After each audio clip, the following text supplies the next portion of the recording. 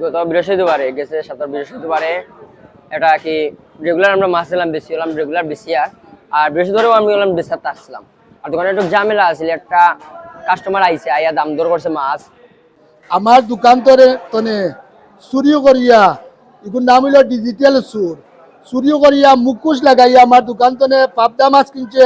পয়লা ফাবি দাম করছে, ফাবি নিচে দাম দর করে ফার্স্ট ফাবি আর রো নিচে বাক্কা টাকার রো আর ফাবি নিচে বাক্কা টাকার মাছ। আমার বাইকনারে কইছে আমি উপরে তনে টাকা দিলাইম, উপরে উপরে মনে করো কর্মচারী এগুলো লগে দিয়া দিছে বাইক না, উপরে গিয়া লইয়া গেছে গিয়া আপনার নোয়াগাম রোডও গিয়া অনেকটা জুয়েলার্স মনে করো জুয়েলার্সও গিয়া করে দোকানি কান্তার।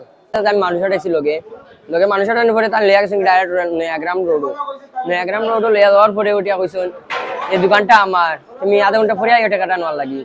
তখন আমার ছোট ভাই বয়স হইব 12 থেকে 11 বয়স হইব।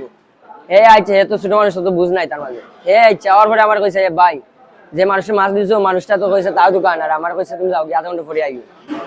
আধা ঘন্টা পরে আওয়ার কথা শুনিয়া আমি লগালগ গেছি কি দোকানে যাওয়ার পরে গিয়া কইছি খারে কইছে দোকান খান বলে আমার কইছে, বলে আমিও দোকানদারে জিগাইলাম ভাই এটা আপনার দোকান না, যে মাছটা ব্যক্ত হয়েছিল তার দোকান।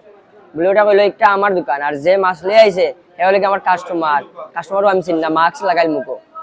এখন যখন দোকানে গেছে দোকানে যাওয়ার পরে ওটা আমি কইলাম এই দোকানটা যদি টানোর না টানোর দাবি করছেন টানোর দোকান, আর দোকানদারে ওটা কইতে তাই কাস্টমার তাই সোনা রং করা লাগে এ কাস্টমারে সোনাত রং করতে করি বা কালার করতে করি আইছে।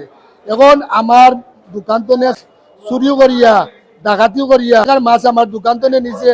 আর বিয়ানীবাজারিটা কিন্তু অনেক সুরে আক্রমণ করে লিছে, এটুকু আপনারা সুর থেকে একটু নিরাপত্তা থাকবা, হুশিয়ারে থাকবা।